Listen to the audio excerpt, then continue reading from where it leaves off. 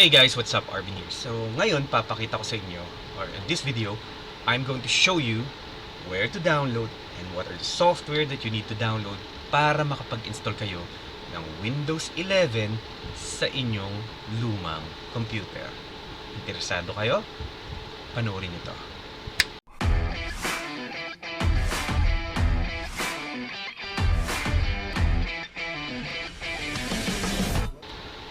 Okay, so kung napanood nyo last time yung aking previous video, na sobrang na-excite kasi ko doon, pinakita ko na running na yung, yung Windows 11 sa aking desktop computer. Okay, ngayon papakita ko naman sa inyo kung saan ko dinownload at ano yung mga dinownload ko na applications para makapag-install tayo direkta ng Windows 11 sa ating unsupported hardware. So most probably, most of you na nanonood ngayon have tried installing Windows 11 sa inyong desktop or sa inyong laptop, and then you come up with this until such time na meron kayo nakita ganitong error.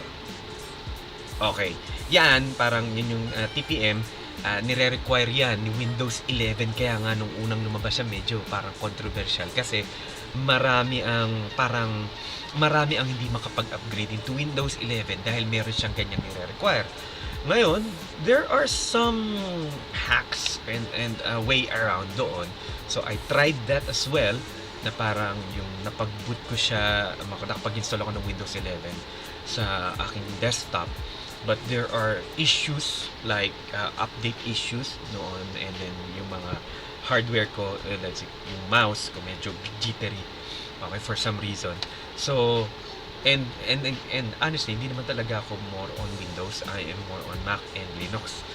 Ito, ginawa ko lang to para dun sa mga gusto mag-upgrade or update into Windows 11. But unfortunately, their computer is not supported. But especially dun sa mga bumili ng U1Z X79ZD3 motherboard that I reviewed last time. Okay, excuse me. Ngayon, dito pakita ko sa inyo dito na ang aking running system ngayon ay Windows 11. Okay? Ito 'yon. Yan. So I'm already running Windows 11 Pro. It's a 2022H2. Okay, and install ko yan nung March 14.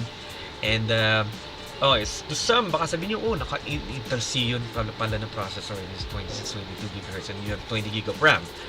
Ang Windows 11 na naka-install dito does not require for you to have the highest CPU na you can afford. Okay?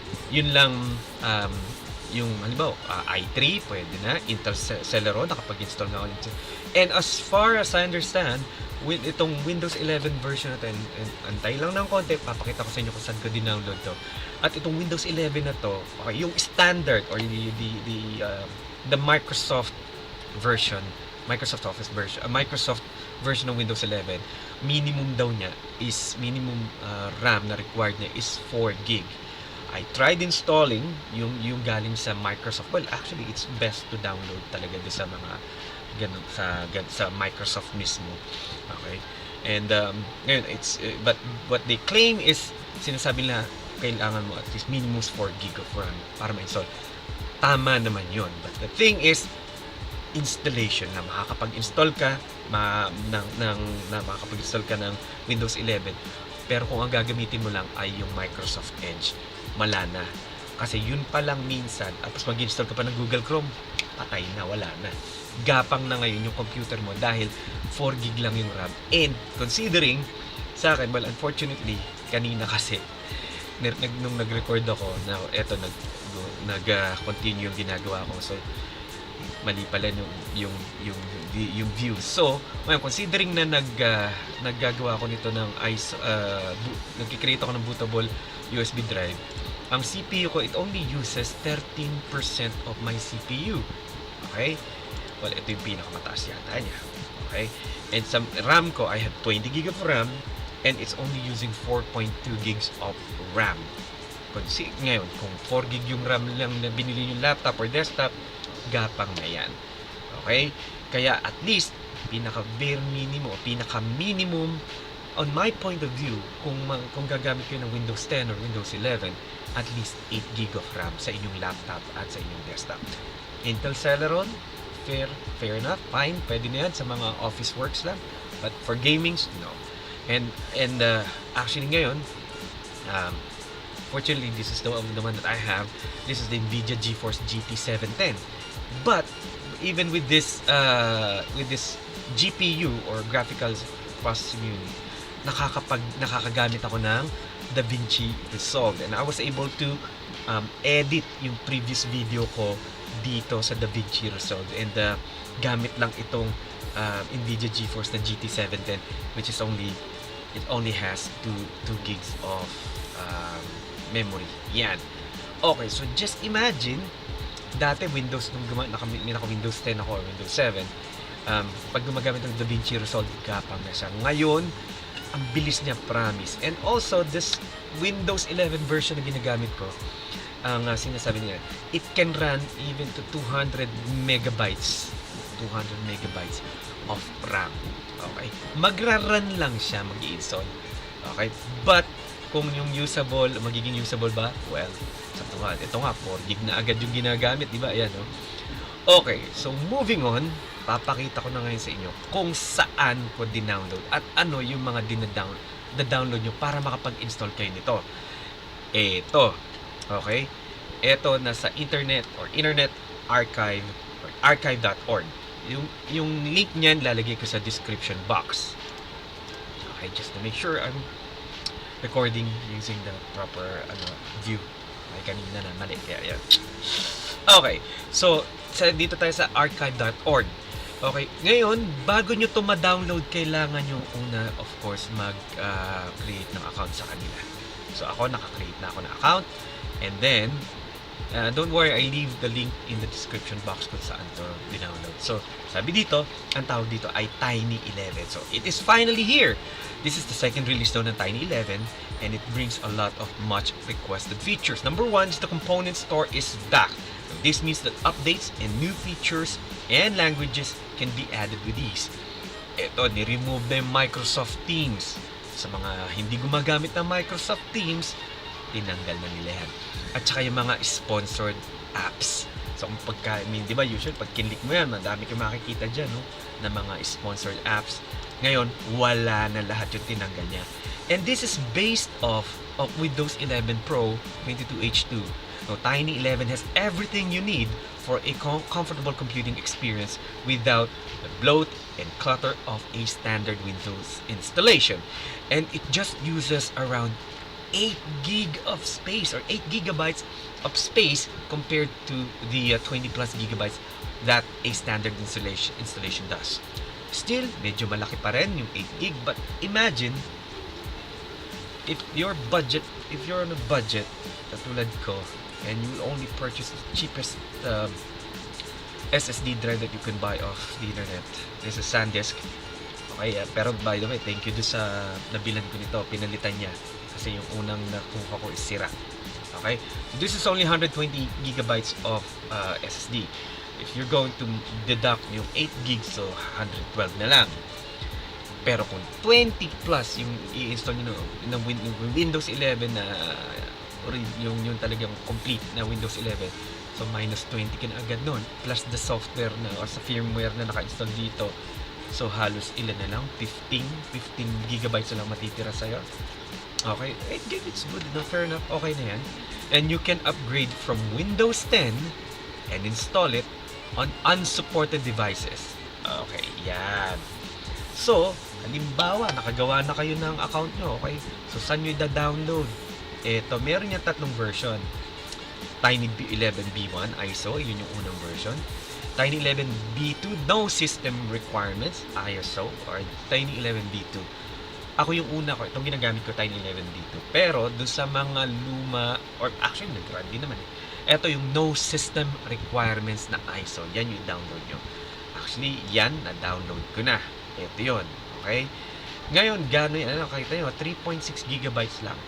Meron din siyang option na ito-torrent nyo. Okay? Doon sa mga mahilig mag-torrent dyan. Ayan. Okay? Meron siyang torrent file. So, ito pala, sorry, lumalim pa. Ayan, ISO, torrent. Okay?